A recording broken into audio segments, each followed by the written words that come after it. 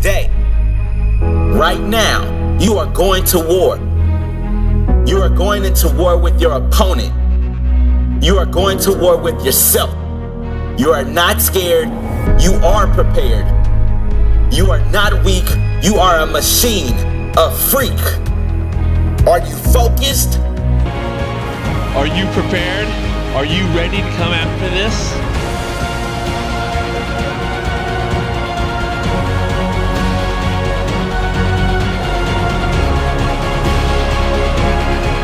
Welcome to the 2015 MFL Draft. As your commissioner, I'm happy to say it's time to get this season started. Let's first recap what happened in 2014. Mile High Star, our legendary Triple Crown winner of 2013, failed to repeat as champion, as King Fantasy, our 2012 champion, retook the throne by defeating JL Showtime in an epic rematch to the 2011 Fantasy Bowl in which JL Showtime was crowned. Let's take a look at the emotional press conference that took place after King Fantasy's big win. What was it like to square off against JL Showtime again in the MFL Championship?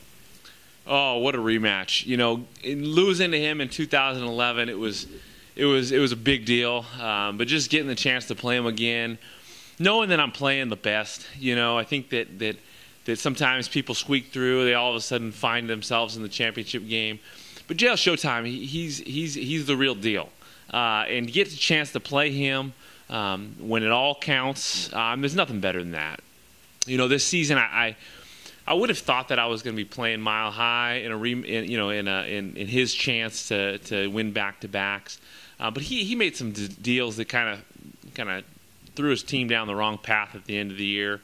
Showtime beat him by like a fraction of a point in the playoffs, and he got through. You know, he had one of the largest winning streaks I've ever seen in fantasy football to get to the championship game. So between those two teams and Idiot's Revenge, I think that they were a solid squad, but we got through them, and the rest is history. You know, I'm just feeling it. I'm fresh off this victory, and I'm gonna really take some time this off season and enjoy it. What are your off season plans? Yeah, I'm gonna enjoy this one. This league is so talented.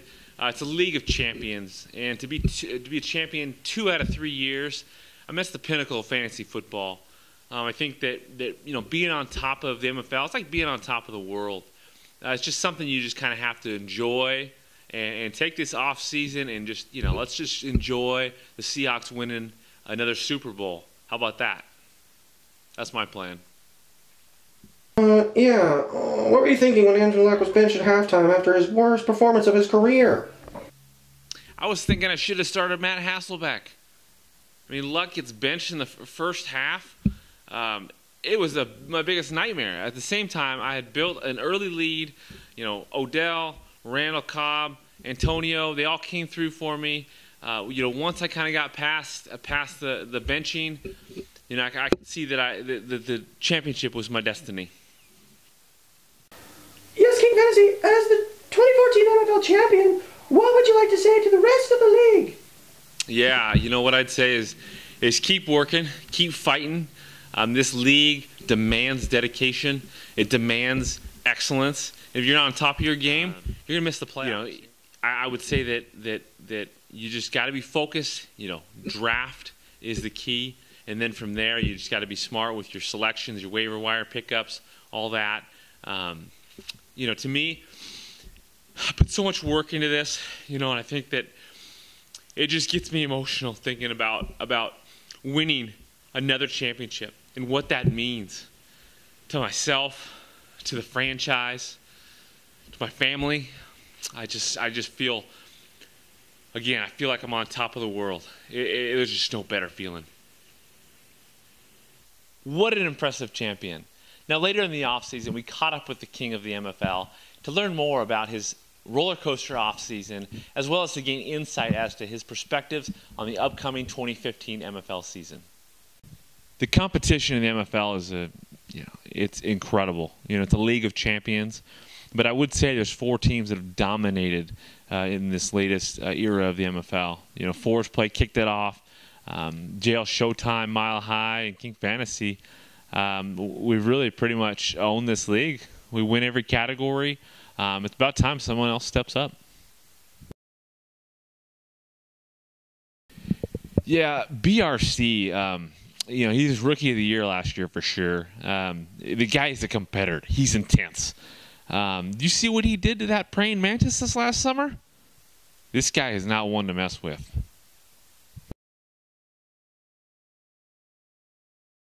Mile High Star is an MFL legend. His 2013 Triple Crown is likely something we'll never see again. He is a premier player in this league, but some people question whether he can rebound from his defeat last season. I saw him broken up after the season, and I don't know if he still has that drive. He seems broken. It was hard. Hard. But it's well deserved. These two play for the championship this year. See you next year, right? Yeah, hopefully. Hopefully be in contention. Jackpot is a national treasure. He is a true American hero. His dedication to this nation is off the charts. But not just that. I mean, he is a two-time toilet bowl champion. He's got all the talent in the world. And it's just one of these years he's going to break through and win the whole thing. Chappie 74's, formerly Force Play, is an icon of the MFL. He's a two-time MFL champion.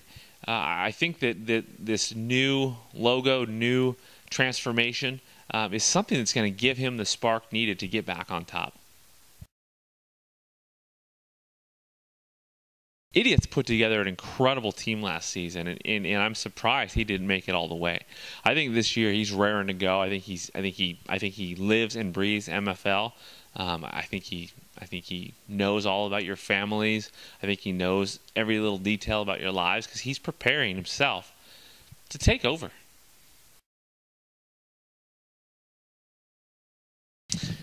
Yeah, SB, I'm just happy he's back. He didn't play last season, and I just think that this is. What's that? He played last year?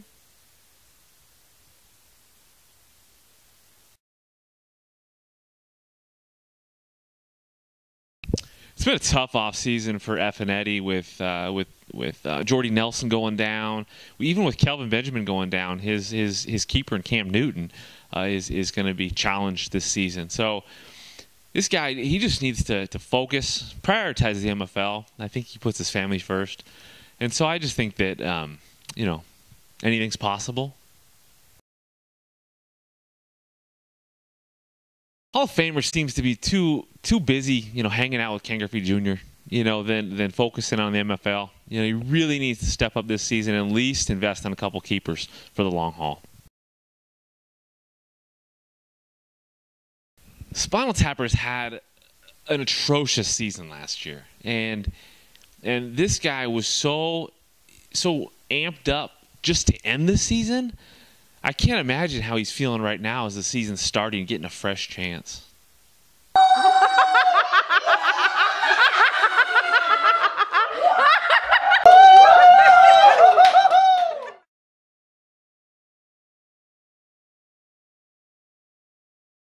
Team RPM, the greatest fantasy football graphic designer on the planet, yeah, he's special.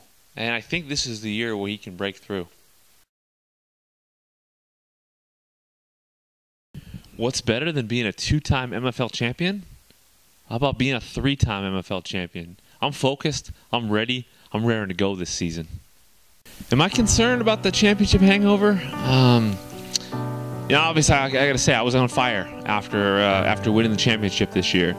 And that carried me all the way through the Seahawks run, getting down to Arizona for the Super Bowl. And, 30 seconds left in the game, I'm on top of the world.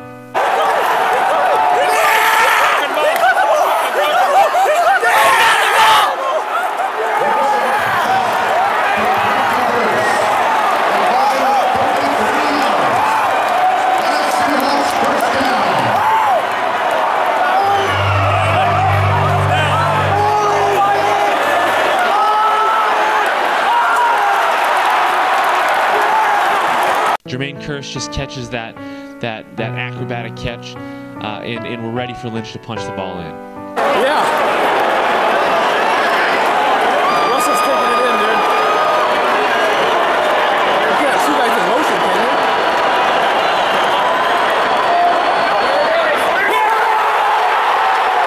From that point, when Lynch did not get the ball and we threw that interception, I went into a spiral, a downward spiral. I think that deep depression this offseason. Realizing that things can look so good 1 second, and then the next it can be all taken away from you. I think that JL Showtime, that guy, what a year he had. He lost in the MFL Championship to me, and then 30 seconds away from a Super Bowl, we blow it. This guy has had a tough offseason. You can take everything I have. You can break everything I am. I mean, it went from pure joy and excitement to just complete emptiness. But if anybody that can come back, it's JL Showtime. Like a skyscraper, as the smoke clears, I awaken and untangle you from me. The guy is built just like a machine. So I think he's gonna be strong this year. He's got a couple of the strongest duo of keepers in the league, and so I believe that he's gonna come back. What have I been doing this off season? I've been training.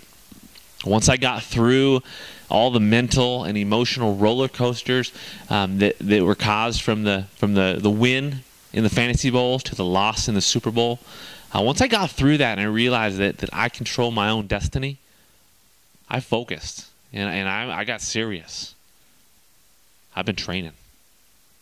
Welcome back. Now, we also had an opportunity to visit King Fantasy during one of his training sessions to figure out exactly what he was doing to prepare for the upcoming season.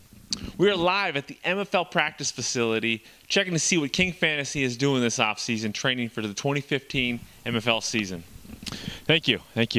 Glad you're able to make it out and see what we're doing out here. Basically, it's been a crazy offseason. I think that I was on cloud nine after the MFL championship, and then in Phoenix, we're 1 yard away from winning that Super Bowl, the Seahawks, and Lynch doesn't get the ball. And from there, I just went into a downward spiral. I think that, it just kind of made me feel like I wasn't invincible, whereas before I felt like I was. I felt like I had the control, and then I just lost it, and it took me a while to really realize that I control my own destiny. And if I want to fulfill my destiny and continue to become the next MFL champion, I need to work on my game. And so the skills that I'm trying to work on out here, I'm just seeing incredible improvements. I'm thinking that my remote shuttle times, my app speeds, my waiver wire clarity, all that is enhanced. I feel like I just can process the information better based on the skills that we're working on out here. I just feel like there's nothing that's going to hold me down this season. Today, right now, you are going to war. You are going into war with your opponent. You are going to war with yourself. You are not scared. You are prepared. You are not weak. You are a machine, a freak. Are you focused? I am focused. I am focused. I am focused. Yes, you are. You are focused, and you will not lose sight of that. Not today, not tomorrow, next week, or next year. Repeat after me. Today is my day. No one will get in the way of my dreams, of my growth, or my desire to be the very best in my chosen field. Yes, I said the best. No one has the right to take the mantle from me. I will sacrifice until I reach the very top, no matter how hard it gets. No matter how many times life beat me down, I will get up every time. I will fight tooth tooth and nail. Desire, drive, determination, and fire. They burn within me. I will not back down. I will not relent. When my body screams no, I will scream louder. Yes, give me more. Push me harder. Because I know my courage lies in my heart. My heart is stronger than my body. No one has a stronger heart, a stronger mind. Send me 10,000 men and I will defeat them all with my heart alone. I am focused. I have the heart of a lion, the strength of 10, and the bleeding desire of 1,000 men. I am prepared for battle. I am prepared to soar. Come at me. I dare you. It's time for war.